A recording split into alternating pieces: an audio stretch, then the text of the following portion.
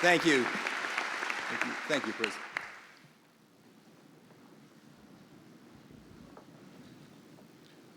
President Dines, President-designate Udhoff, Chairman Blum, Regents, Councilman Weiss, distinguished guests, students, faculty, staff, alumni, and friends, welcome and thank you for attending today.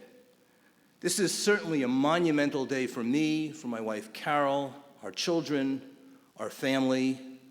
I hope it will prove to be a landmark day for UCLA and its future. First, I want to say how deeply honored I am to serve as chancellor of this magnificent institution, to be entrusted with the stewardship of something so important to the people of California. I do not take this responsibility lightly, and I want to thank those of you who had confidence in me to appoint me as chancellor. You can read in your program the story of how one of the greatest institutions in the world, the University of California, came into being.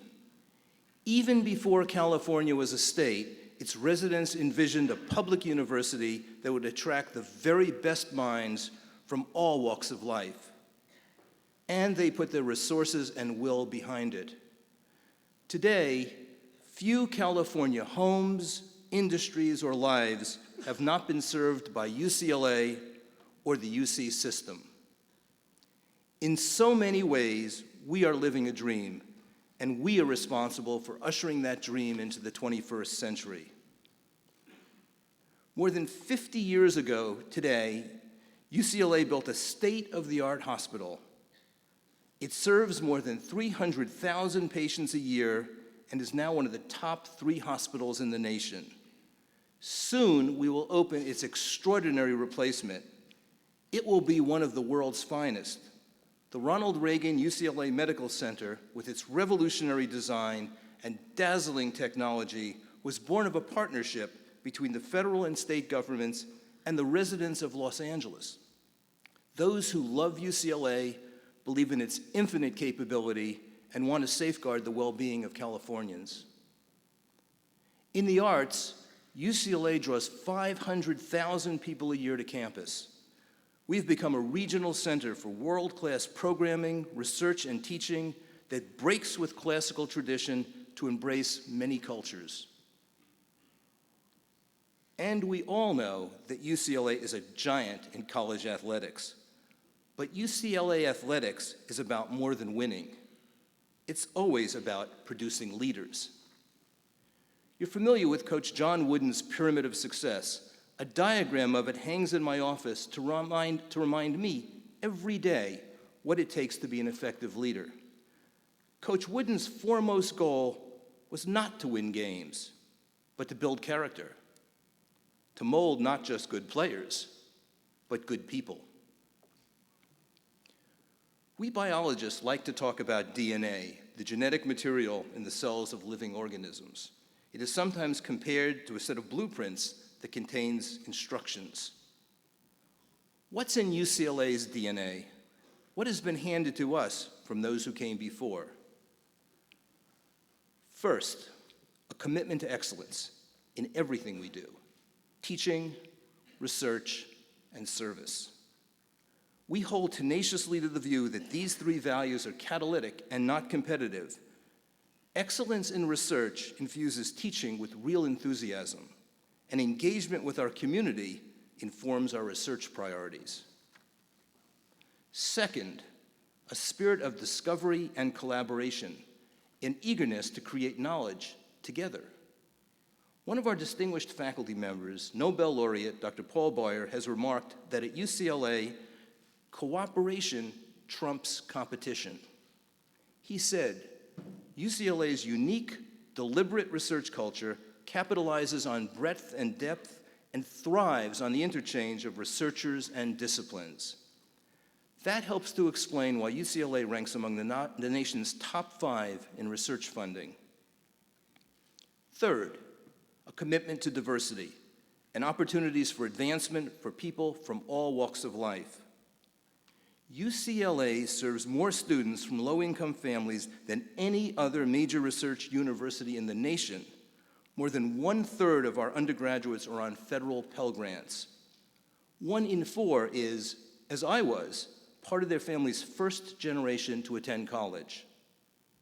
An article in the New York Times Magazine last fall said, UCLA can legitimately claim to be an engine of opportunity. What City College of New York was to the 20th century, UCLA is to the 21st.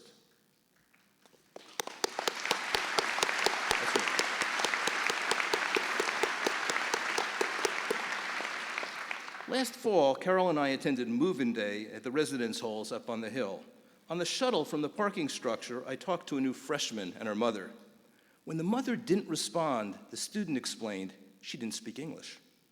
That brought home to me that in many ways, we serve as today's Ellis Island. These 3 elements, excellence, collegiality, and diversity, are the cornerstones of UCLA's strength, which is enhanced and shaped by our location in one of the world's most diverse and forward-looking cities in a state known for openness to new ideas. Importantly, we sit on the Pacific Rim with easy access to Asia and the other Americas and as a gateway to the rest of the US. With so much going for us, what are the challenges? First, a historic decline in public funding.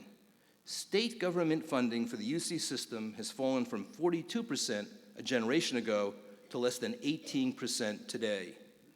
It remains vital, but I strongly suspect that the era of generous state support is behind us.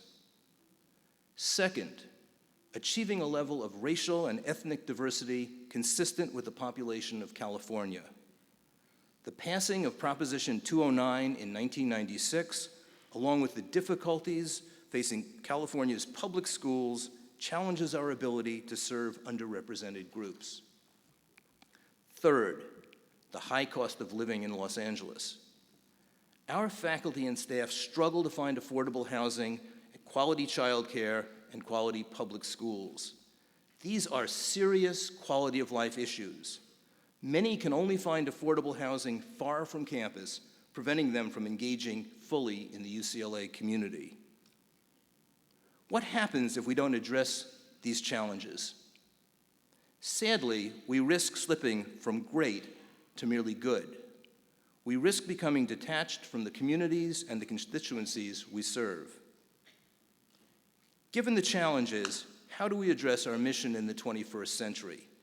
How do we serve Californians who are projected to number almost 60 million by 2050? I believe we have before us a remarkable opportunity to define for California and the nation what it means to be a public research university in contemporary urban America. How do I, as Chancellor, help chart that course? In this effort, I am fortunate to be standing on broad shoulders. Previous leaders, including the first one, Ernest Carroll Moore, plus Franklin Murphy, Charles Young, Albert Carnesal, Norman Abrams, and others have left a solid foundation on which to build. They all advanced UCLA in important ways. On that base, I want to focus our efforts on 4 areas: academic preeminence, campus diversity, societal engagement, and financial security. First, academic preeminence. UCLA is one of the world's great research universities, but we need more programs at the very top of their fields, programs that set UCLA apart.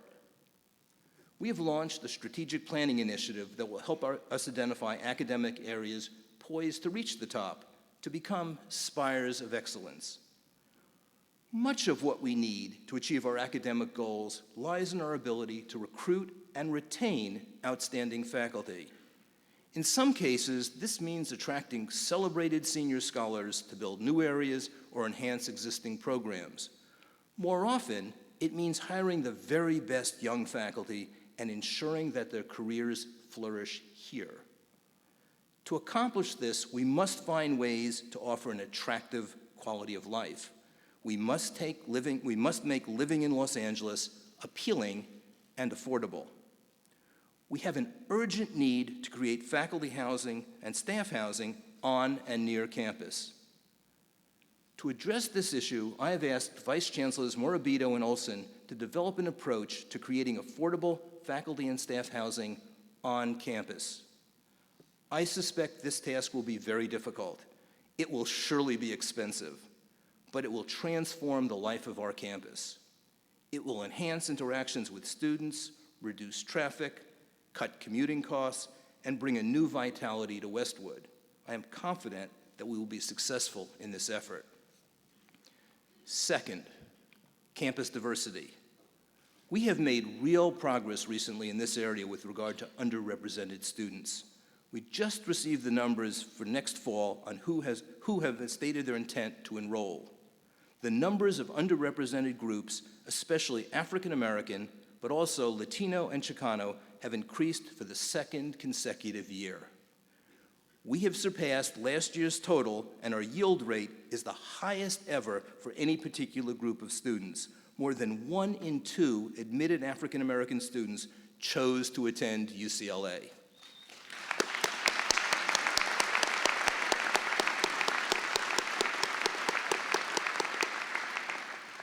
In large part, this is due to the work of alumni, donors, student, and community partners. This was an enormous team effort. This is a very good sign, but we can't let up on our efforts. We are now examining our recruitment processes for faculty and staff, enlisting our deans as partners in developing best practices. I am firmly committed to achieving real progress in these areas. Third, societal engagement. By that I mean the creation and application of knowledge to better the lives and well-being of those around us. This ultimate goal inspires our research and helps us instill a lifelong service ethic among our students. In this regard, our UCLA in LA program of Engaged Scholarship represents our highest aspirations in community engagement. I believe that UCLA can have its greatest impact by focusing our expertise from across the campus to comprehensively address in a focused way problems that plague Los Angeles. It is in our vital interest to do so. I have charged a group of campus and community leaders to recommend how we can marshal our campus-wide intellectual resources towards this kind of intense civic engagement. The group has made remarkable progress in developing an innovative program for next year. Importantly, we have lined up initial financial support from generous individuals who are committed, as we are, to fulfilling our public mission. We are well positioned to launch a major public service initiative that will send a strong signal to the community regarding the depth and breadth of engagement we intend to have. Fourth, financial security. All of this can only be achieved by increasing our reliance on philanthropy, to leverage state and federal funds, and to buffer us from the cyclical fluctuations in public support. In the recent past, deep cuts in state funding have led to steep increases in fees for which our students and their families were not prepared. I suspect that tuition and fees will increase as the cost of an education rises, but we must continue to ensure access and affordability. We must work to create larger endowments, to support our undergraduate and graduate programs, to hire and retain the very best faculty, and to partner with the state and others in constructing buildings to meet the needs of a world-class institution. Public funding is critical to UCLA's success, but it is private support that will keep us distinguished. As we move this agenda forward, I will call upon every member of the Bruin family and all of the people of Los Angeles, the owners of UCLA, to participate. We all have a role to play. Faculty and staff are great ambassadors. They cultivate future alumni who are committed to giving back. Our donors and volunteers have become advocates in Sacramento and Washington. Our students help transform neighborhoods. Our alumni help us address our most vexing admissions challenges. And Californians must pass vital bond measures to support our research in service to our society. All of us must work together in new and complex ways, imbued with California's bold thinking and entrepreneurial spirit. California has always been a place of possibility and imagination. As a teenager, I spent summers here with my grandparents in Santa Monica or with my aunt and uncle in an apartment where our graduate student housing now stands. For a child from a small town in New York, California was filled with opportunities, enthusiasm, and confidence. It still is. We must ensure that future generations of Californians share in the great dream that we enjoy. We can't afford to achieve anything less. I'm counting on you as we take steps to propel this great institution through a new age. In his own inaugural address almost 50 years ago, UCLA Chancellor Franklin Murphy called for the university leadership to find the imagination, the courage, and the determination to make of UCLA an instrument which can meet squarely the priorities of the 20th century. Today, we dedicate ourselves to that same charge for the 21st. Finally, it's been a year this month that one of my greatest fans, my mother, passed away. I doubt I would be standing here today if it weren't for her unwavering support and enthusiasm. So thank you, Mom, and thank all of you for being here.